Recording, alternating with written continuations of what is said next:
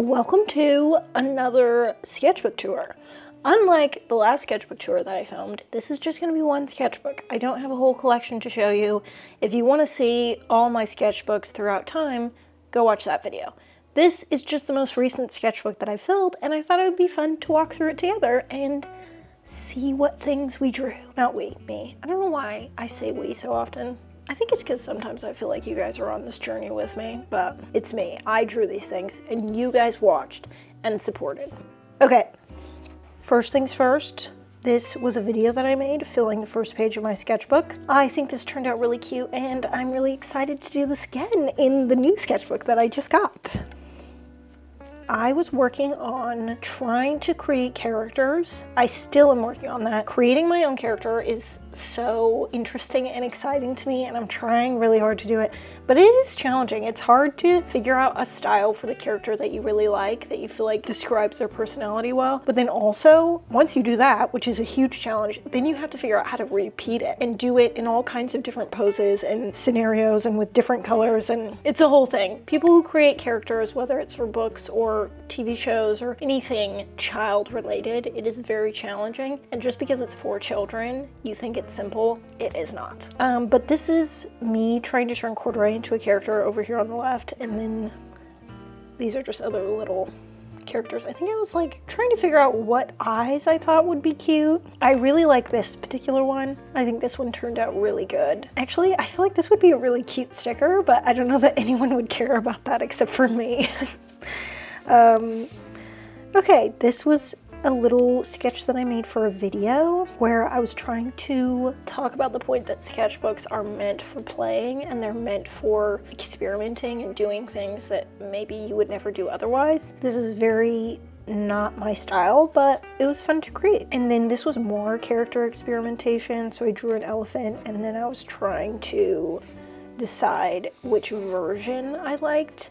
Obviously this is a little bit more realistic, and this is a little bit more cartoonish and characterified. Something that I really like about this is I like my use of color and the fact that I chose to use purple because the elephant still feels gray, but using the purple made it a little bit more fun.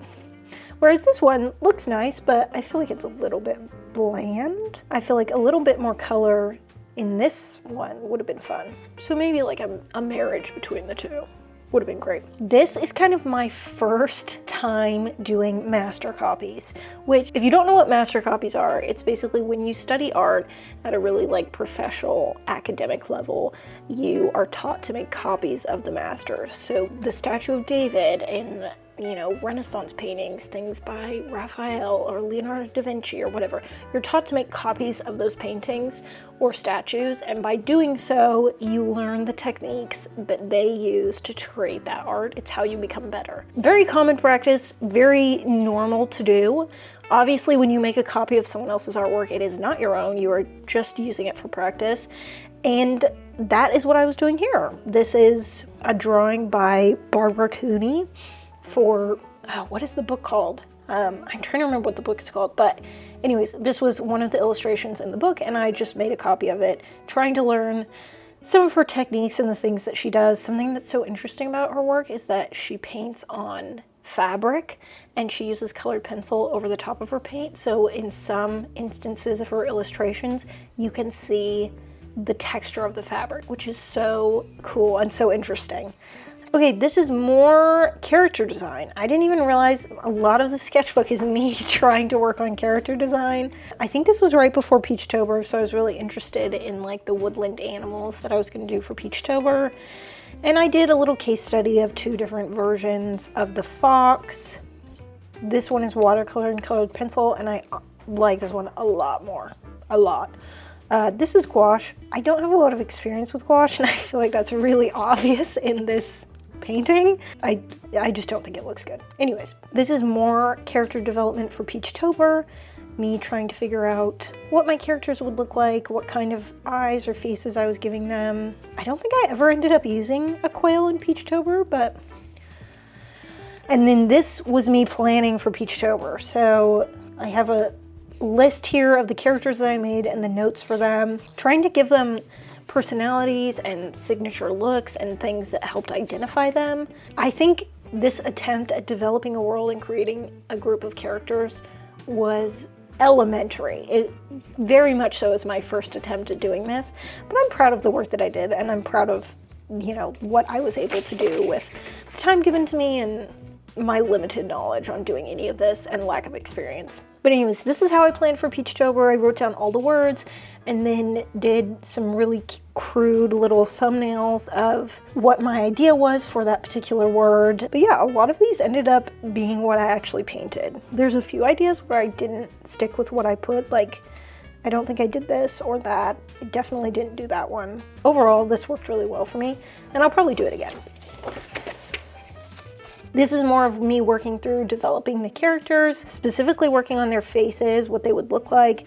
Again, figuring out eyes. I was trying to differentiate between boy eyes and girl eyes, trying to figure out how much of their features should be real to true life and then how much should be exaggerated or changed or whatever. This raccoon face turned out so cute. Actually, all these faces turned out pretty cute. Even here, I'm like deciding the shape of their head and how that's going to dictate what their overall character looks like and stuff like that.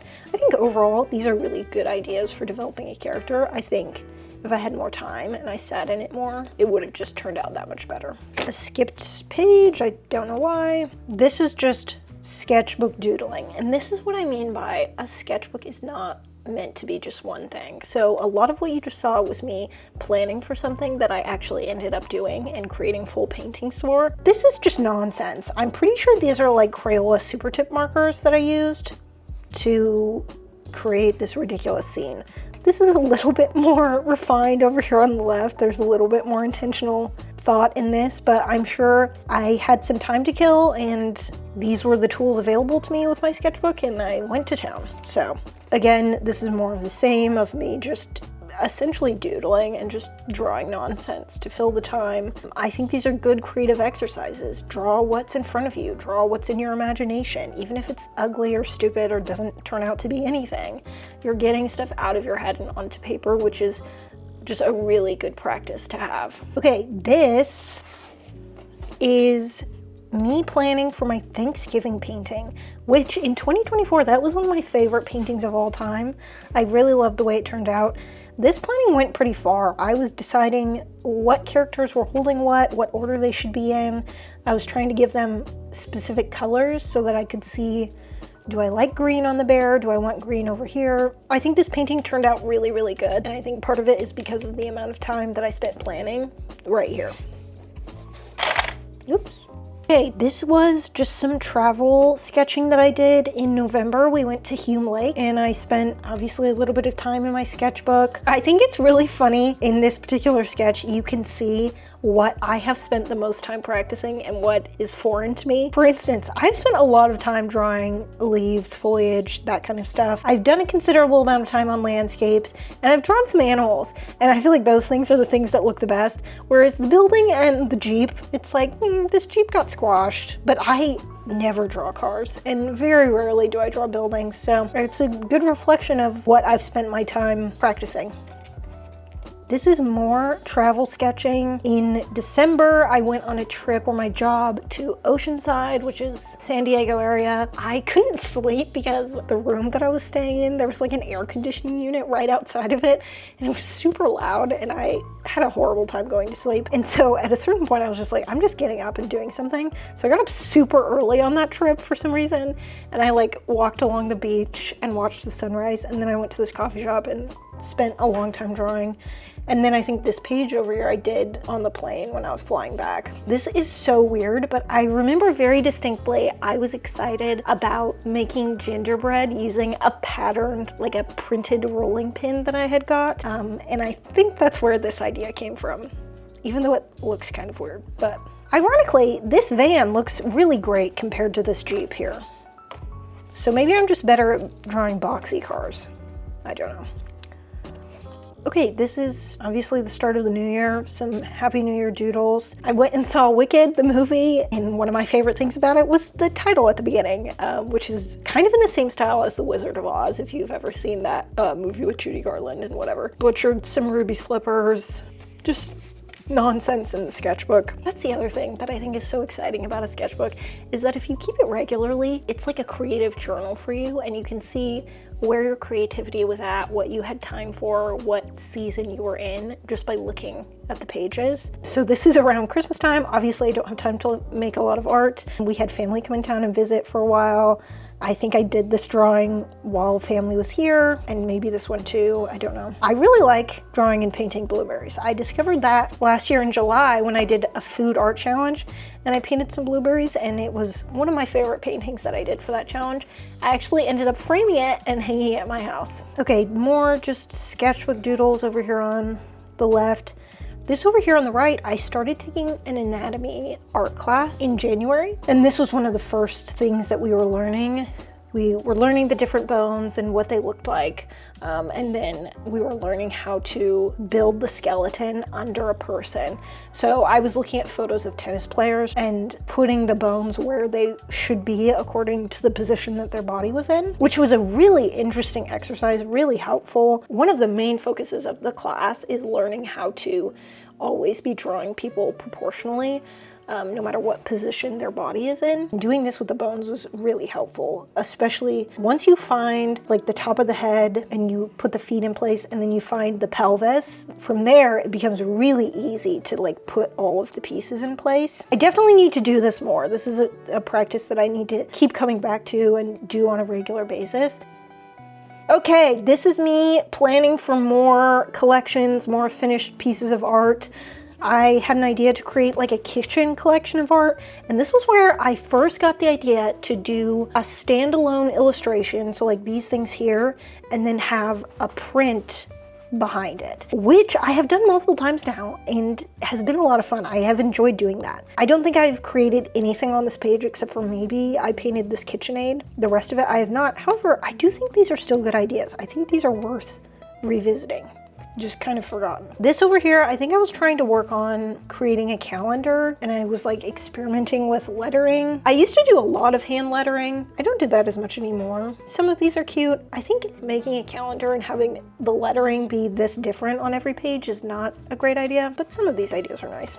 This was a little sketch that I did at Natural Bridges State Beach. I made a whole video about this, so you can go watch it if you would like. And then this is just a little painting of my very favorite, the otters. I live in Santa Cruz area, very close to the ocean, and in this area, this is the otter sanctuary. This is their home turf. So I see otters all the time when I'm down at the water, and I just love them. I love drawing them. I think I've drawn otters quite a lot. The only thing I don't like about this painting is what I did with their little noses here.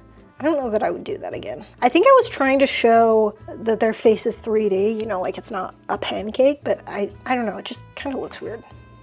Anyways, here I am planning for the Valentines that I created, which was a whole project that I did in February. There is a whole video about me creating these that you can go watch, but this is where I planned out what each of the Valentines would be. The only one I didn't end up creating was the sardine one. I think because I was running out of steam. I think this is a cute idea, but I just didn't end up creating it. This is some more just doodling. I was just doodling strawberries, and I ended up turning this into a sticker that you can get on my shop if you'd like, and that's just nonsense. Ooh, this was an idea that I was working on for St. Patrick's Day. At the beginning of the year, I wanted to create a collection of holiday art, but I wanted to create art as the holidays passed by. And so St. Patrick's Day was coming, and I was like, oh, I need to plan something.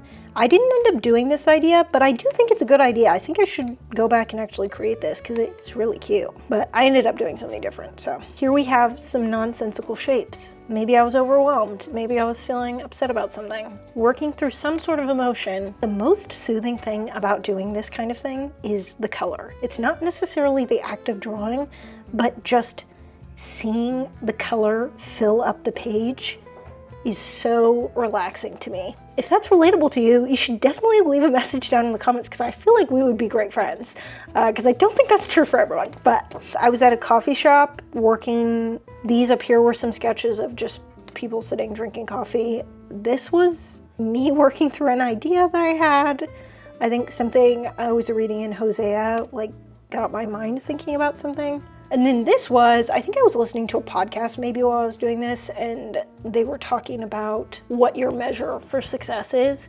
And something that I've realized about myself is that my marker for what success means is always moving. Meaning if I decide, okay, at this point I will have been successful in this endeavor, when I get to that point, then I'm like, well, no, actually the marker's over here. So by doing that, I'm making it so that I'm never truly successful. I'm never succeeding at what I'm setting myself up for or the goals that I have. So I was kind of asking myself, what does success actually look like? I need to have concrete things in place where I'm telling myself, this is what success is. Okay, this was an idea I had, just seasonal depression. If you're like me, when it's winter and it's dark, it is much harder to get things done, much harder to stay focused. I struggle a lot with those things. And so I was just thinking about those emotions and the general shared experience that I think a lot of people have in the winter time. More nonsensical doodling. This inn looks like it has pajama pants. It's kind of funny. Ooh, okay, so this was the actual St. Patrick's Day art that I ended up creating. I really love this top of the morning. I wanted to use this so bad paired with this matcha, but I couldn't figure out a way to use it that didn't look stupid, because I ended up creating this like little pattern tile here on a full scale, and I put the pattern behind this painting of matcha, and then I wanted to use this text over the top of it, but I just couldn't figure out how to make it work. So I didn't end up using this, but I thought this phrase was so cute for St. Patrick's Day. I love the way this matcha turned out. I really like the shadowing and the detail and stuff like that. This is the pattern that I ended up creating from this idea. This is a cute pattern too. It just wasn't, honestly though, I'm looking at this now and I'm wondering if this would have looked better on top of that. I don't know. You have no idea. You know, it's one of those things where you pursue an idea and you think to yourself, should I have done something differently?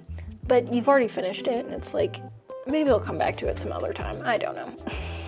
Okay, these are more master copies of characters. These are an idea that I saw on a YouTube video where a girl was talking about how when you're doing your watercolor, if you layer the complementary color underneath whatever your main color is going to be, it will make much more interesting shadows than using like a black or a gray or whatever. I knew that. I studied oil painting for a little bit in college, so I knew those concepts about creating shadows using color as opposed to just black. But for some reason, when she said that in the video, I was like, oh my gosh, I don't think I've ever tried that with watercolor. So this was me experimenting and trying it out. Here's Lady. She turned out much better than Tramp. And then I think this was me doodling a drawing of corduroy, more just doodles. And then this was just another little doodle of something that I saw when I was out walking that I thought was pretty. Obviously this page isn't super filled up, but when you get to the end of the sketchbook, you get so excited about buying a new one. You're kind of just like, oh yeah, just put something on the page so I can call it done. But yeah, that is my sketchbook. And here is my new one. This one's a little bit different. I went for a lighter weight paper. This one is the Beta series 270 weight paper, and then this one is the Gamma series 150, so much lighter weight paper. And I also went with ivory, which I think is exciting. Me a few years ago would have never ever bought this sketchbook, just because I'm like, no, I need thick paper and it needs to be white and it has to be rigid and all these different things. But now sketchbooks are so experimental, they're not serious, it's not a big deal. And so I'm like, yeah, why not get ivory and just see if I like it, see if it's more fun, see if I can add white with a colored pencil, and like that makes things more interesting and pop off the page. So I'm excited to jump into the sketchbook, excited to cover it with stickers and see what I fill it with.